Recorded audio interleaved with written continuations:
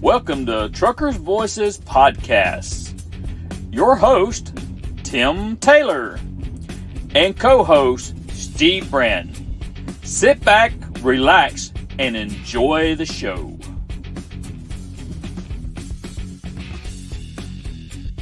This is Danny Smith.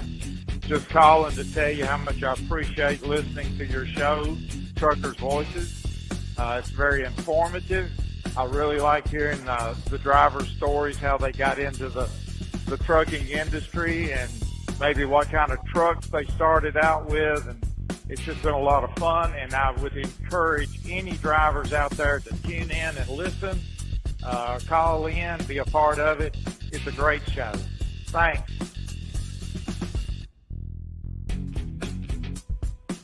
Hi, this is Scott Post, and I love Truckers' Voices because there's always something entertaining and educational for our industry. And it's also hosted by two of my good friends, Tim Taylor and Steve Brand. Tune in tonight. And in the meantime, be safe out there.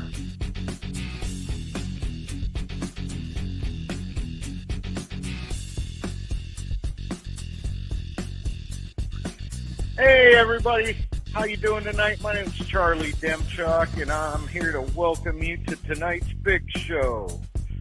Y'all sit back, relax, enjoy the show. Tim and Steve got a good one in store for you. So have a good night. We'll see ya.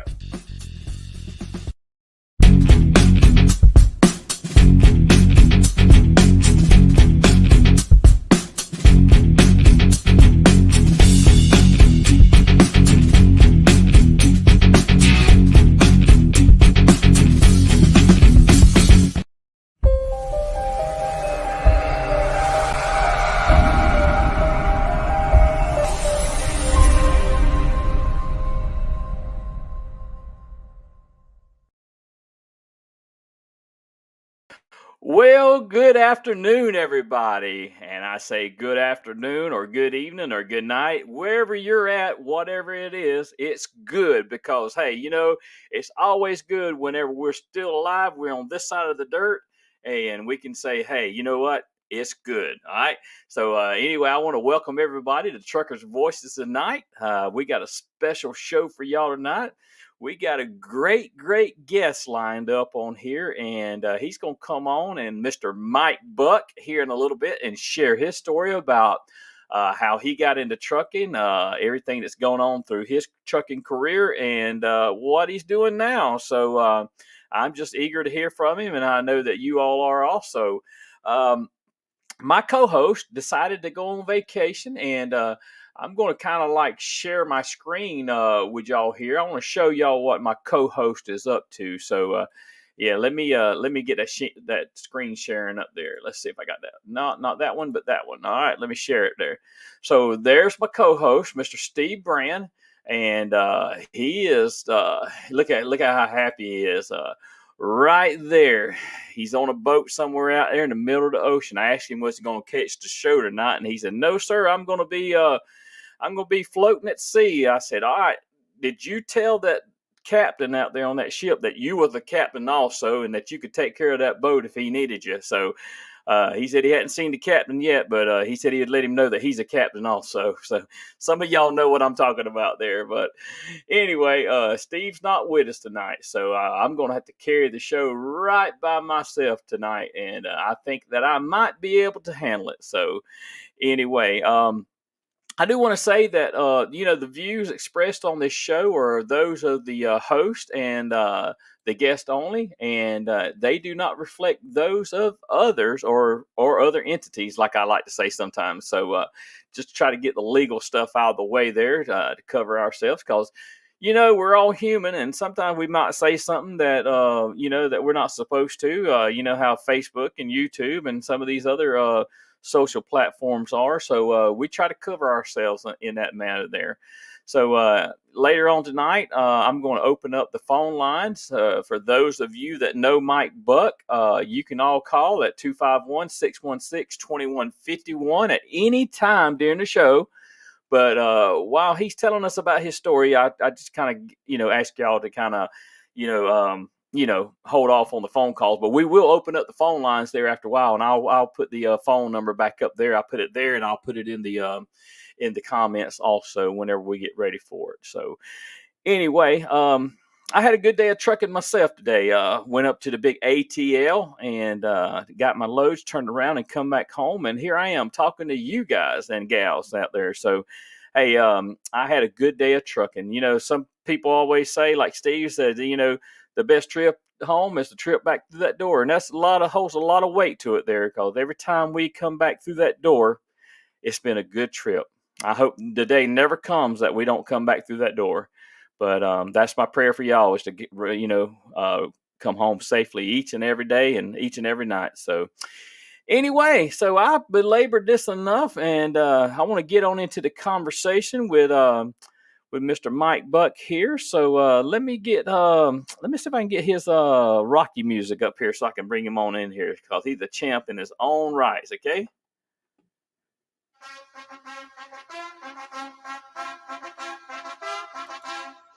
All right, bringing Mr. Mike Buck onto the stage of Truckers Voices. So anyway, Mike, it's good to have you tonight, brother.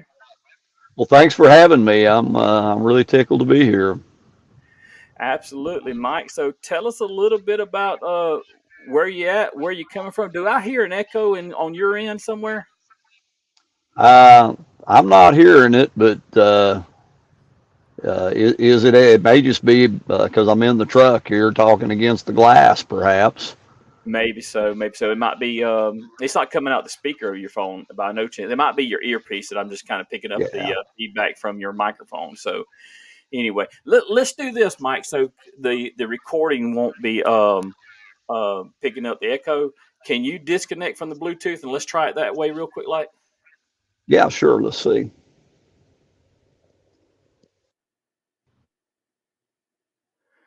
All right. Let me unmute the mic on there. If you can hear me, unmute your mic on the screen.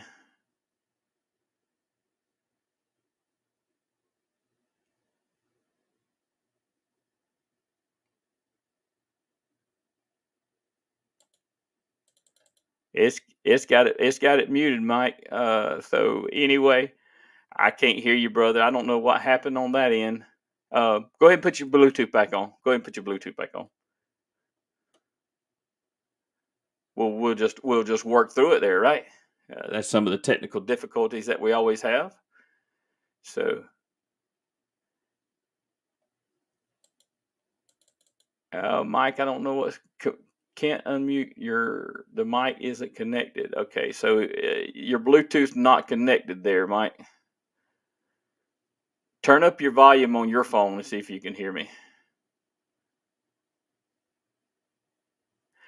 All right, Mike. Worst case scenario, what I'll need you to do is just log back out and then log back in like you did a while ago, okay? And I'll just keep talking until you get back in here. So, anyway, y'all, Mike will be right back with us. That's my fault. That's my fault by all means, right there.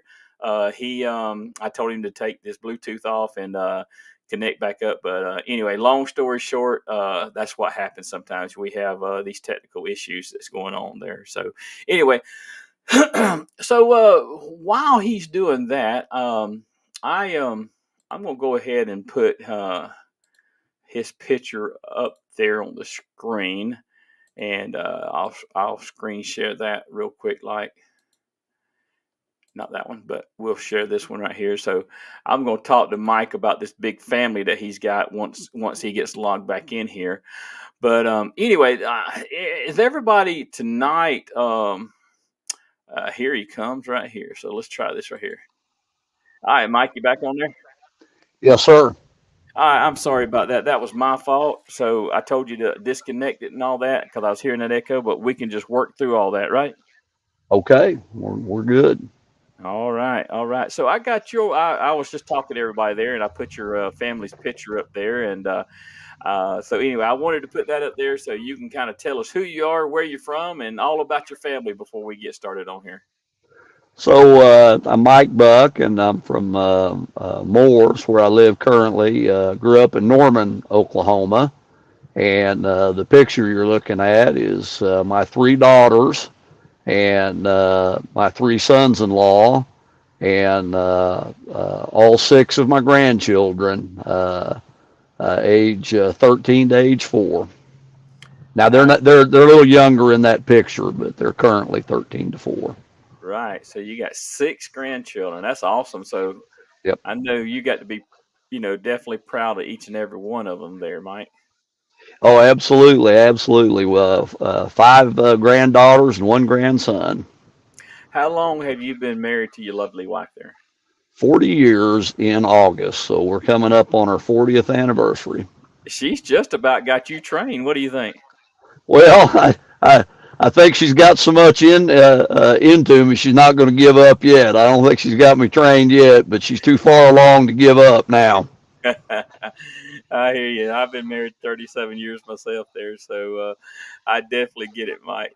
So, Mike, tell us a little bit about your trucking history and how you got started. And, I'm just going to sit back and listen to you while you kind of tell us your story, and then we'll get on into some of the specifics after you tell us your story there, okay?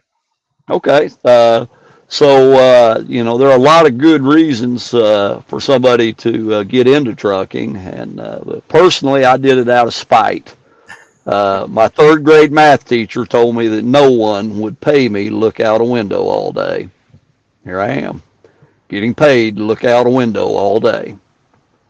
But seriously, I was actually dating my future wife, Wendy. We weren't married yet, and her dad was driving for Ryder Truck Lines. It may have been Ryder PIE by then. I'm not sure, but and he'd left a paycheck sitting on the kitchen table, and just being nosy, I looked at it, and I was managing a restaurant. It was a small fast food chain in Oklahoma, and I looked at that and I thought, oh, good grief, he even makes a little more money than I do. I didn't know truck drivers made that much, and my wife, girlfriend at the time, saw me looking at it. She goes, my dad makes pretty good money, and I made the comment, well, yeah, gosh, he makes a little more than I do, and she goes, yeah, he gets paid once a week, and you could have picked me up off the floor at that point. And it took me a few years later to actually get into the trucking industry, but it was a great choice, and I've made a good living. I've enjoyed it, and I haven't looked back. It was much different. First went to work in 1989 and worked casual on the dock at Yellow, and then later at Consolidated Freight, and CF hired me first.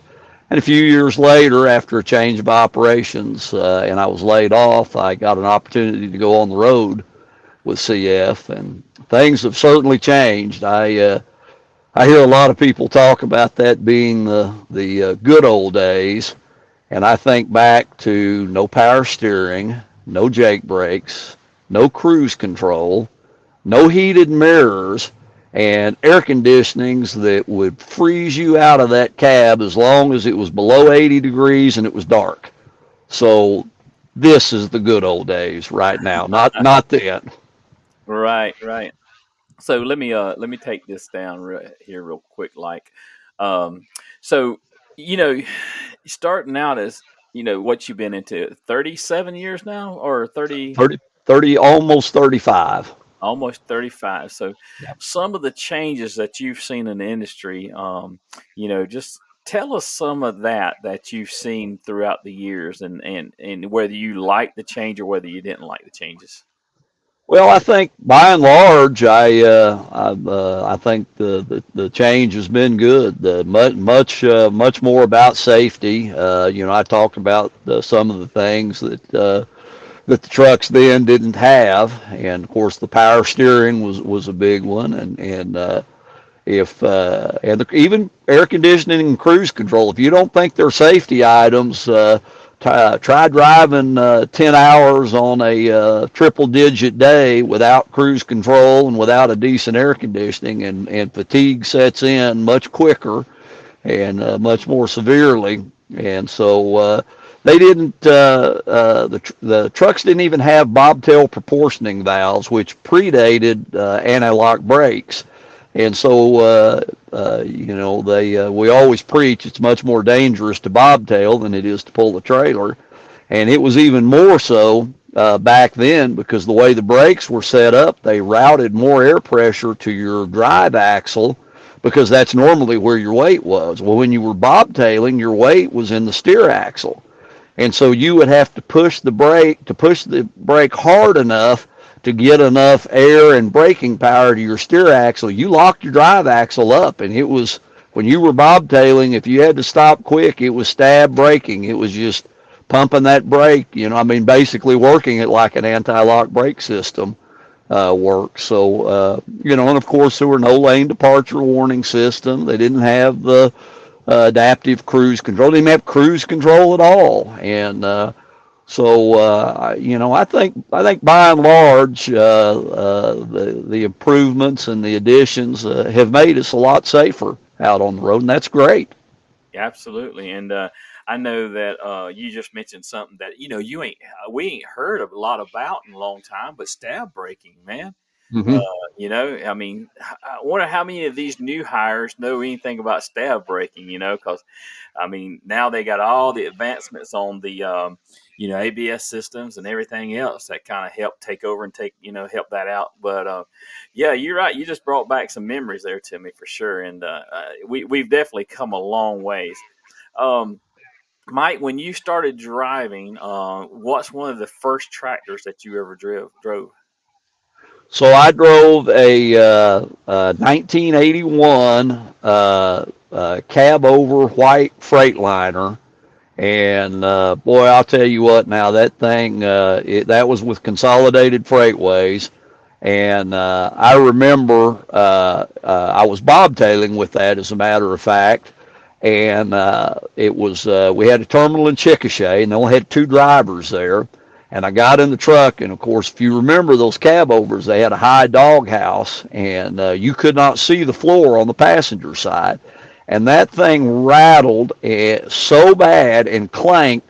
I thought somebody had been picking up returnable glass bottles and throwing them in the floor over there. And I literally, when the first time I got stopped, I went over and opened the door very carefully to look and see. And there wasn't anything in the floor. It was just that truck. It was just that old and that worn out. It was quite an experience.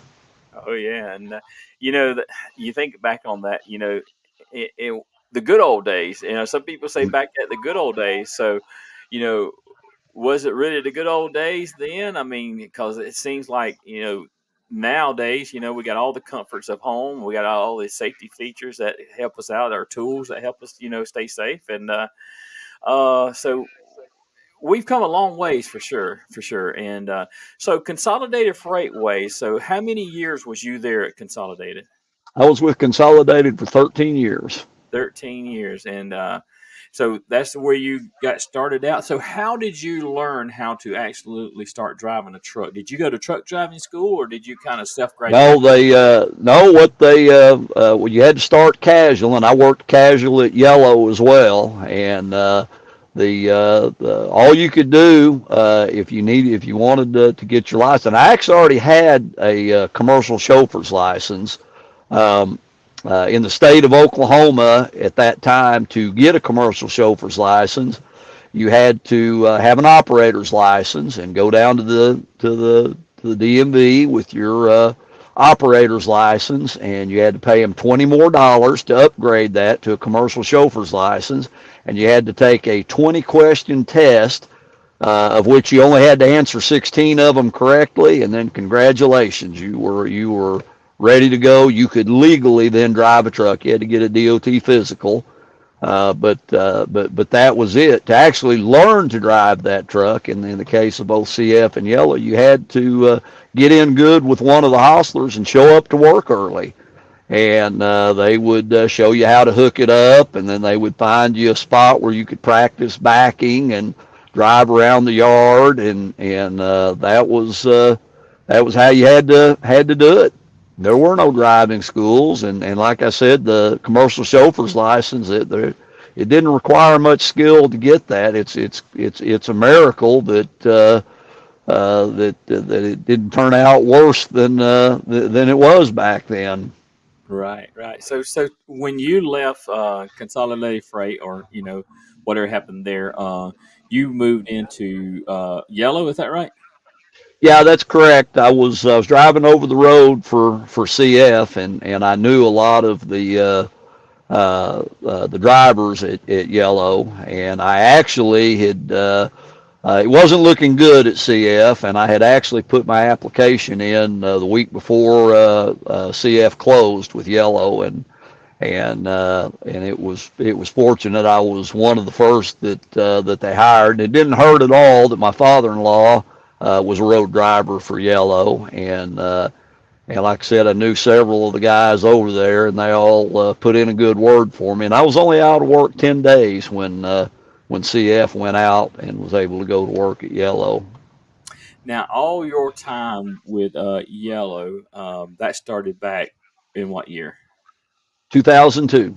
So 2002 up until present, when everybody knows what happened with Yellow and shutting down. So tell us a little bit about that time there with Yellow. Tell us about some of the things that you did there. Tell us a little bit about your run and where you was domiciled at and whatnot. So it was out of Oklahoma City, and when you started out, you had to run the extra board, and so you might go anywhere. And then as you got a little seniority, you could hold a bid run. And I think one of the things that really I was surprised at Yellow was how much better their equipment was than Consolidated. Talked a little bit about the no power steering. Well, until 1999, when they bought a bunch of Century class Freightliners, a CF truck had a speedometer, a water temperature gauge, an oil pressure gauge, and one air pressure gauge with two needles in it. That was it. You didn't even have a tachometer in it, and went over to Yellow, and all of their road trucks. CF probably about 75 or 80% of their road trucks at the time they closed in 2002 still did not have power steering, and went over to Yellow, and they all had power steering, and they were a lot more safety oriented. They took better care of their equipment. I was really surprised when I went from CF to Yellow, but CF had been in decline for a while, and that might have contributed to it. Right, But right. I think another big thing is we still had a lot of trucks at CF that still had lap belts. They didn't have the shoulder belts, and then all of them at Yellow did have the modern seat belts in them. That was another thing that kind of surprised me. Right, right. So when you was at Yellow there in Oklahoma City, is that the only place that you was ever domiciled at your whole career?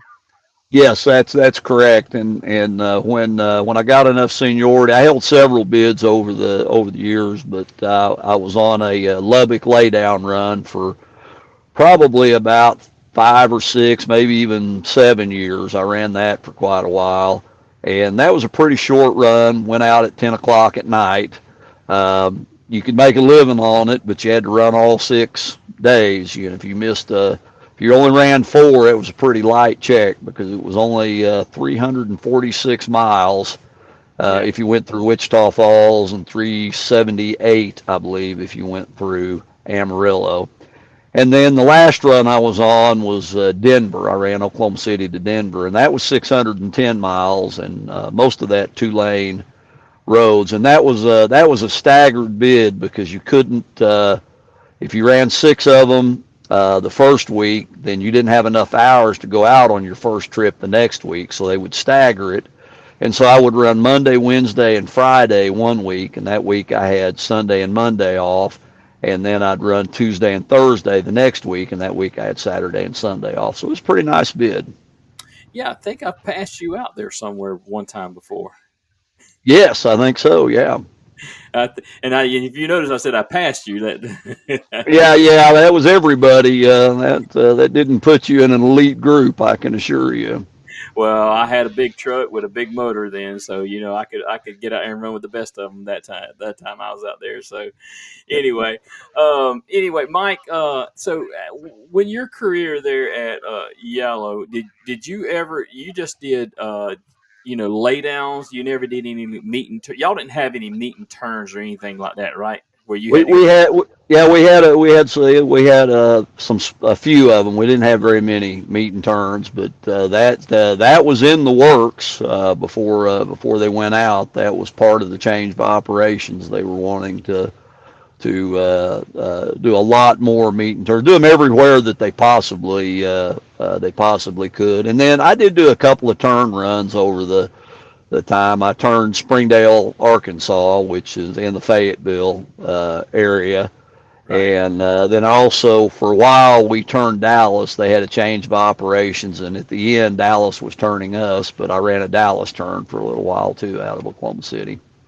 Yeah, and as you know, I'm in the LTL industry also, and I really when everything come about and we started hearing rumblings about what was going on with Yellow and all that, it just hit me in the gut because, I got a lot of friends that drove for Yellow, Holland, right away, and it's just a bad thing, and but I think by what I'm hearing and what I can see of you, everybody's pretty much landing on their feet, and it's different. Of course, it's different. And so, do you want to speak to that a little bit? Yeah, it's there were a lot of guys that retired that were old enough, and there are most of the guys that have wanted to find work have found work. Some of them are not so pleased. I'm very fortunate. I landed at Wal-mart, and was a very good job, but it is very different. It is very different. In LTL, you show up to work, and we had hostlers. We didn't even do our own dropping and hooking as long as there was a hostler on duty. If you went to a dark terminal, of course you had to, but Right. if there was a hostler on duty, and that Denver run that I had last, that I just showed up, my set was hooked up, got in it, drove it to Denver, got out of it, and caught a van to the motel, and then when I came to work, my set was hooked up to go back to Oklahoma City, and just did it all over again, and so it is different. Uh, but at Walmart, road drivers, we still don't unload any freight or anything, but we do have to do the dropping and hooking. And when you go to a vendor, just like today, I picked up a load of bleach in Houston, and I'm here in Mississippi, and I'm going to deliver it to D.C. here in Mississippi. Well, when I left that vendor, I had to find a certified scale because it was about 42,000 pounds, and then had to make sure the axles were right. And if they had a heavy load, both at Yellow and CF, you just told them to run it over the scale, and the hostlers actually ran it over the scale, and if it wasn't right, they got it right. And but now you have to do that here, so it's a little different. But I'm really enjoying it, and I'm getting to see a lot of places that I haven't seen before. Right. Right. And I'm sorry. So, being away from home with Walmart, how different is that from what you was doing with the LTL company? So the run that I was on, and my wife and I have talked about this, the run that I was on, you have to have 10 hours off. Well, there were many times that I didn't get in time to actually cover my bid. I was due out at 8 o'clock, and so I had to be in by 10 to be able to do that. And there were a lot of times that they would have to delay it. And so there were probably the majority of the time I had 10, maybe 10 and a half hours off from the time I got to the terminal till I had to be back to the terminal. So by the time you get in you get your stuff unloaded and you get signed in, and then you drive home and take a shower, get a bite to eat, go to bed, get up in the morning, take a shower, get a bite to eat. It's hi hun, bye hun, and that's about it. So we didn't we didn't get to spend a lot of time most of the time during the work week. It was pretty much I was just working and sleeping and eating anyway, and I really wasn't certainly wasn't getting 8 hours sleep most of the time, and that's kind of With Walmart, you're out 5 days, but you got the bed right behind you, and you shut it down. You go to bed. I'm getting a lot more sleep, and therefore I feel like I'm a lot safer as well. And so it really hasn't been that different. Now other runs that are on. If you're on a turn, you got the home time. Right. But the run the last run I was on the Denver about 5 years, I'm really it's about the same really, I got you. other than I'm getting a little more sleep. Yeah, and you probably are you sleeping in that truck. You might be getting a lot of sleep in that truck. So, um, sleeping in the Walmart truck. So, tell us a little bit about that. Do you have to find places to sleep, or do you always find like a DC or a Walmart store somewhere? Well, so you can, I mean, there isn't always one but so sometimes you do have to go to a truck stop or find a spot. But there are Walmart stores, as you know, all over the country, and we even on our GPS system, our navigation system, and that's what I actually used tonight. I realized I wasn't going to make the DC, which I would have preferred. But we have a deal where you can just go Walmart. You just hit a button, Walmart break, and it will pop up the closest Walmart to you en route. And then if you don't want to do that one, you can do the next one, and then it actually gives you directions to Walmart stores that you're allowed to break at, and that's where I'm at right now. And so that works out real good. When I get up, then I'll go to the DC and I'll probably grab a shower there before I grab the load, and I already have my work assignment. I'll be going back to Palestine. I don't know what I'll be taking back there yet, but I'll find out when I get to the DC. I got you. I got you. So, Mike, as we continue our conversation, I'm going to go ahead and open up the phone lines to everybody if they want to call in. Let me go ahead and give that number out to everybody, and I'll put it in the comments too. That number is going to be 251-616-2151. That's 251-616-2151, and I'll just type it out there in the comment. But Mike, tell us a little bit about um, what where did I want to go after that? Well, just talk to us a little bit more about Walmart and tell us a little bit what it took to get on with Walmart. So it was actually so this I think was one of the things that surprised me a lot too. The difference between when CF went down and how quickly I was able to get on at Yellow, and basically sight unseen went in and talked to the line haul manager there, and he talked to me for a minute. When I shook his hand there and I looked him in the eye, I said, John, if you'll give me a chance, I'll make you a hand. He goes, oh no, I already knew that. I've talked to too many guys. And I think not just Walmart. This is 21 years later, and a lot more in the application process and the background check, and then once they do decide they're interested in you, they give you a provisional offer, and so you have to go to onboarding, and it's a 4-day process, and they take you out for 3 road tests. They show you how to do a pre-trip inspection the way they expect it, and you're timed on that. And then you have 3 opportunities to back a trailer in you're timed on that, and it's actually pretty tough. They put a couple trailers to the right side of you if you were facing out, and then you have to get your trailer between them. And the way the cones are set there, you have to know how to back a truck. You can't just show up and fake it. And so it's and then once you do all that, at the end of it, then they give you as they call a permanent offer. They actually offer you the job then. So and they want you to pass. They'll tell you that they're not there to fail you, but they can't lower the standards either. So if you can't drive a truck, you're not going to be behind the wheel at Walmart, and that's just the way it is. Right, right. And I've heard that. I've heard that their their hiring process and their road test and all that is pretty strenuous there. So, hey, I know that you are a TDC competitor and all, so that was probably nothing but another challenge to you, right? Well, it was when I did the first day of the pre-trip. That was one of the instructors there. He asked me. He says, "Do you compete?" And I said, "Yeah." He goes, "Okay, that's pretty obvious." So yeah, Yeah, it did it, especially in the pre-trip. It helped quite a bit.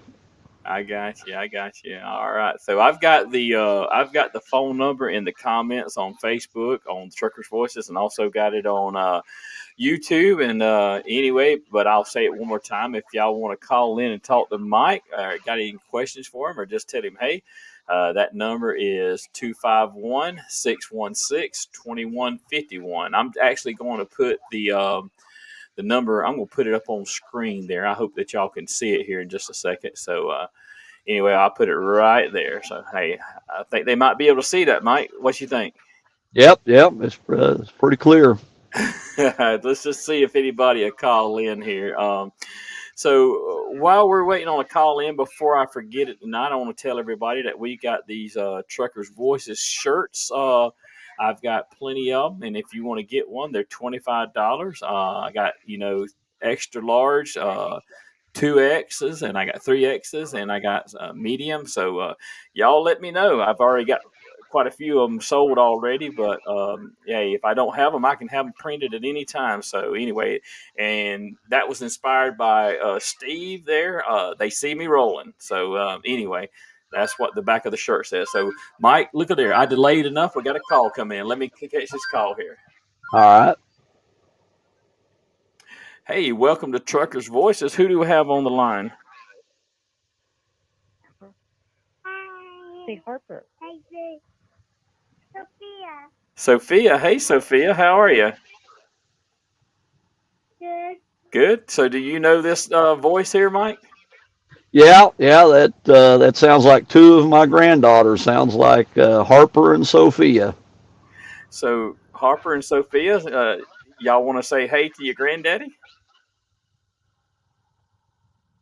Hi, I love you too. All right. Well, we thank y'all for calling in. That's sweet there. So, thank y'all for calling in to Truckers Voices, and thank y'all for sharing your granddaddy with me. You're welcome. You're welcome. All right. Good night. Oh, that's cute, Mike. That's cute. So I didn't expect that call to come in. So that's awesome. So anyway, anybody else that wants to call in 251-616-2151. So Mike, I will get into this a little bit. I don't really you normally talk a lot about this, but tell us a little. Well, let's take this call. How about this call? How about that? All right. Welcome to Truckers Voices. Who do we have on the line?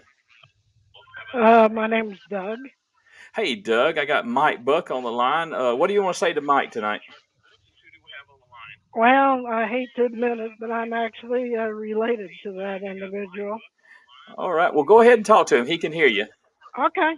Well, I want him to not get off the line without sharing his story about Hogzilla when he was driving out to Lubbock. Okay, Doug.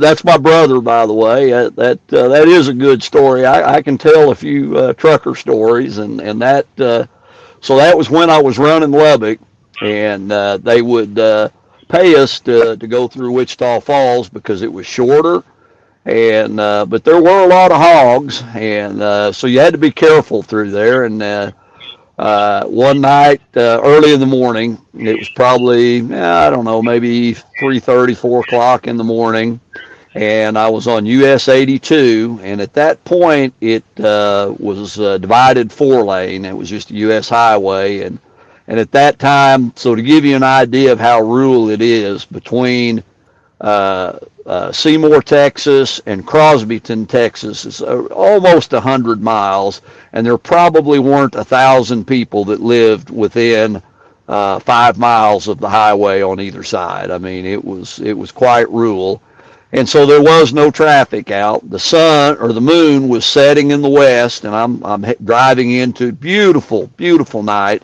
and I see this huge hog come out from the ditch on the eastbound side and cross that side and go down into the center medium ditch. And I'm like, I know that hog is not going to cross. I know he's not. So I, tapped off the cruise control, had my foot over the brake, and he just pops up out of there. And so I got down on the brake, laid on the horn, and that just encouraged him. And he ran. Fortunately, I was actually a little bit out ahead of him, and he ran into my driver's side steer tire, rolled him all the way down the side, and I got him with the drive tires. And I was very fortunate that night. I was pulling a 53-foot trailer, and I had a tandem axle tractor. And but I felt it. It didn't, it rocked to the right, and so I went ahead and went into Dickens, Texas, because if I just wounded that hog, I sure didn't want to stop close enough for him to come get revenge.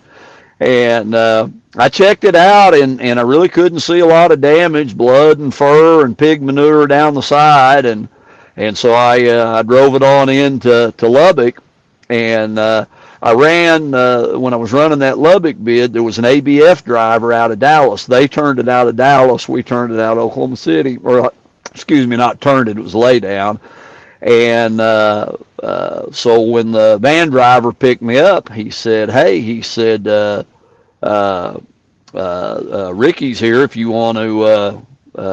You want me to take you to the hotel or go get him? And a lot of times we'd get there about the same time. I'll go pick him up. And so as soon as he gets in the van and shuts the door, he said, "Do you take 114 out of Oklahoma?" I said, "Well, it's 82, but they're the same road." He goes, "Oh my gosh, did you see the size of that dead hog laying in the middle of the road outside of Dickens?" I said, "See him, I hit him." And he goes, "Man, that was Hogzilla." So that was that was an interesting night. That was one of the biggest hogs I'd ever seen out there, and I blew that horn. It didn't scare him a bit. He just lowered his head and came faster. I got you. I got you. That's a good story. I had to hang up on Doug because I was hearing the background noise from the phone there. But anyway, I'm going to go ahead and say, Rich Frazier, I see you're watching the show tonight. Rich, if you would just go ahead and call in 251-616-2151. We would like to hear from you, Rich, and tell us a little bit something that you might know about Mike here. So I'll just be waiting on your phone call there, Rich. And while I'm on that, I want to thank everybody for watching tonight. You got Robin Carroll, Jason Damron, Rich Frazier, Patricia Cook, Eric Wainwright, and Tony Wainwright. Several people there watching tonight. Here we got the call coming in. Let's see who this is. Hey, welcome to Truckers Voices, Mr. Rich Frazier. How you doing there, brother? I'm doing okay, Tim. How are you doing? Oh, man, I'm doing awesome. I got a great guest on the show tonight, hearing a lot of good stories. So I'm glad you called in. So go ahead and just talk to Mike. He can hear you. Hey, Mike, I haven't talked to you in a long time, man. How you been? Yeah. I think it's been an hour and a half, hadn't it? Maybe two. For those of you who don't know, Rich worked at Yellow as well. He was Holland. And he was able to get on with Wal-mart. I believe we started the same day, didn't we? Different locations, but I think we started on the same day. Yeah, it was the exact same day there. Yeah. On the same day in the onboarding there. So yeah, it's been awesome so far. So.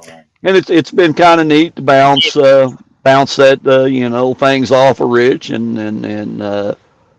He's if those of you who know Rich, he's extremely sharp, and even though we started on the same day, I have called him multiple times to ask him questions, and he is a wealth of information. Well, Rich, I don't know about that because I am the newbie here, so I'm only repeating what I've been taught and what I've been told. So well, you listen well, then you listen well.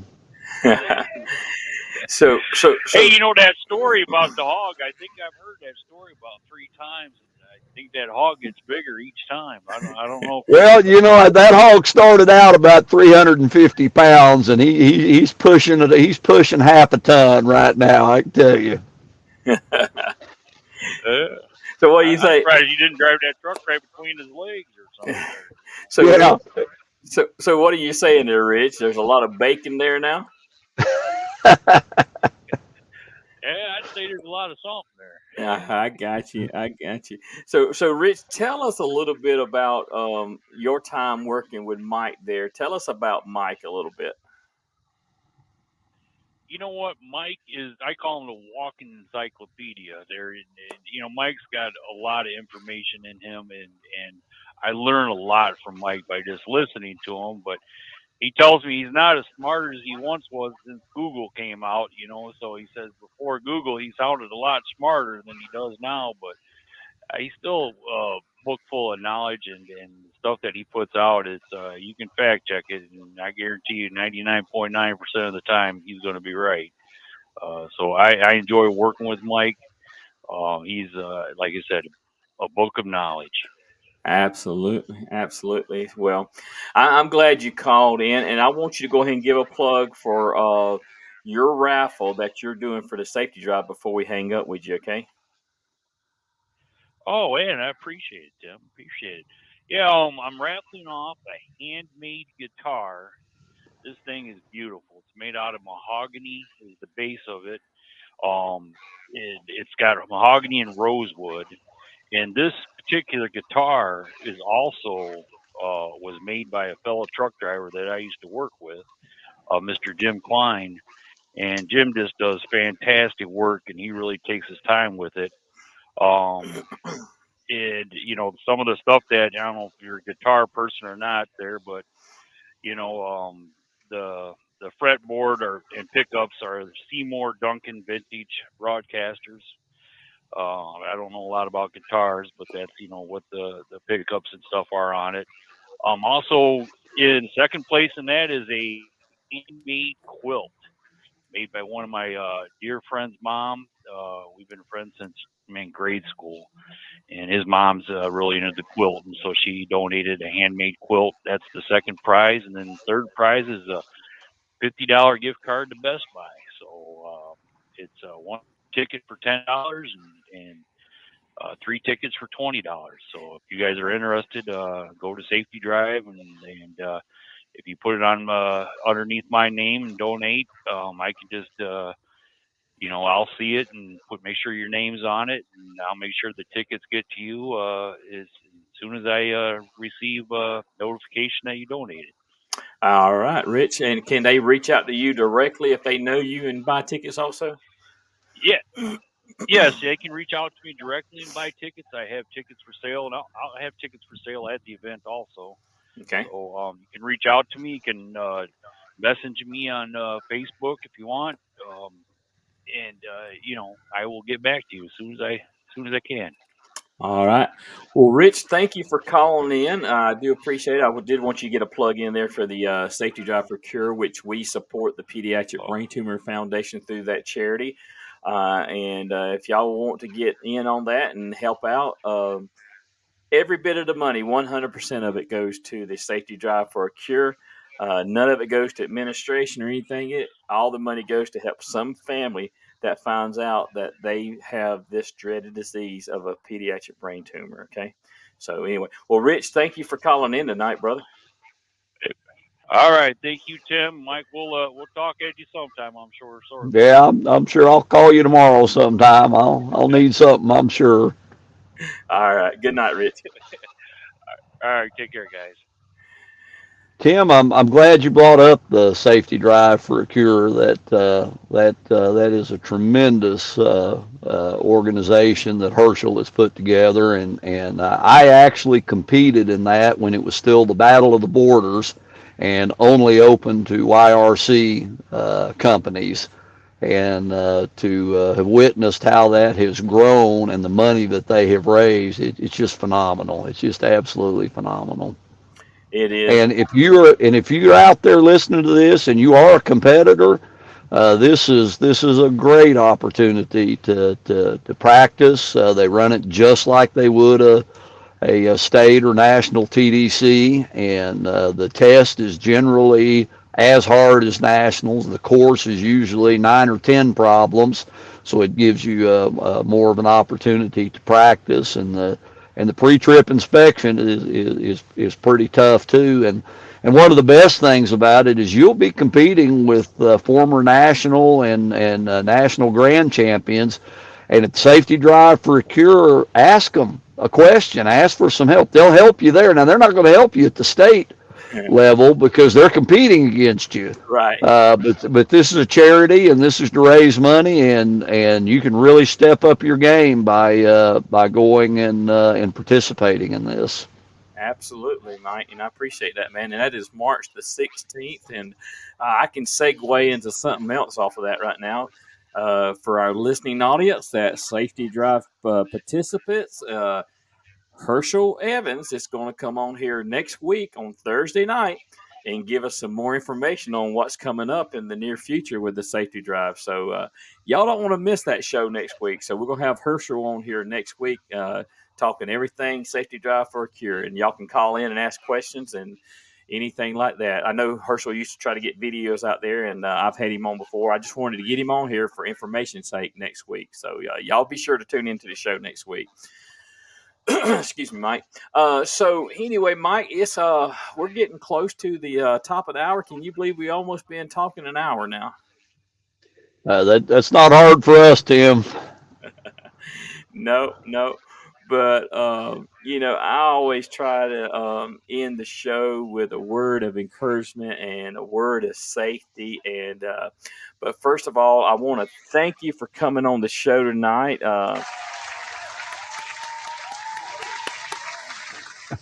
Well, thanks for having me. I'm honored that you thought I was worthy. I really appreciate it. Oh yeah, and we always want to hear stories of how people got into trucking and what they're doing, and everything. Even on the Facebook page, it's a positive page. We try to keep everything positive. I had a problem with the page not too long ago. Some people were trying to put some stuff on there that wasn't very appropriate, and I had to go in and block them and all that kind of good stuff. But we try to keep the page positive, and we want to hear your stories. And if y'all know somebody that's got a good story that wants to come on the show, I'll be glad to put them on the show. But anyway, Mike, it's been a pleasure tonight having you on the show, and we'll have to have you back on in the future and see how everything's going with Wal-mart. Let me ask you this last question. Sure. I didn't even really think about this, but how many more years do you plan on driving in the trucking industry? Do you see yourself in 10 to 15 years from down the road still behind the wheel? I don't know about 10 to 15. Absolute bare minimum would be 6. 8 would be better. Maybe 10. Maybe I got 10. I got you. So you do have your sights set on retirement then. Well, at some point, I'd like to retire while I'm still healthy and can still enjoy it. And as you heard from 2 of my grandkids, I'd like to spend more time with them and their 4 cousins. Right. I got you. I got you.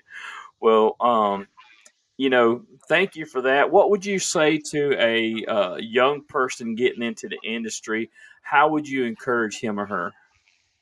I would say, it isn't for everybody. We know that. The hours are long, and you need to get into it open-eyed, but you can make a very good living. There's a lot of companies out there that have great benefits, and I would say if you make that decision, find somebody at your company that you go to work for that you admire, that you kind of look up to, an older person that's safety centered with a good record, and learn from them. Let them mentor you. And I would also say to any of us that are in this industry and have been for a while, look out for those young people that need to be mentored. And I was very fortunate with CF. I ran sleeper with a guy that was almost 30 years my senior, and he taught me a lot about driving a truck and a lot about the industry, and it made a big difference. I think it was one of the big parts in me having a successful career in the industry. And then, of course, my father-in-law as well, J.R. Patton. And J.R., as a matter of fact, 2 years ago, won the retiree class at the safety drive for a cure. Hadn't been in a truck in 8 or 9 years and got in there and went right out there and won. I remember that. I remember that. So, all right. Well, thank you again. Give us a word of safety there, and then I'm going to close the show out there, Mike. Okay, when you get out on the road, if we work together, we all want to and we deserve to return home safely. And if we work together, then that's exactly what we can do. Absolutely. All right. Well, thanks again. And I want to tell everybody that we'll be right back here next week at the same time with Herschel Evans, and he's going to be giving a safety drive for a cure update. So y'all don't want to miss that show. And what I can tell you is tomorrow is Friday. Everybody's going to be trying to get it done so they can get home, so they can get their weekend started. But we are responsible for keeping those and everybody around us safe, okay? So that's why I always say, y'all look out for those who aren't looking out for themselves. Y'all have a good week. Thank you for tuning in, and I'll see you on the other side after we go off the air, Mike. Okay.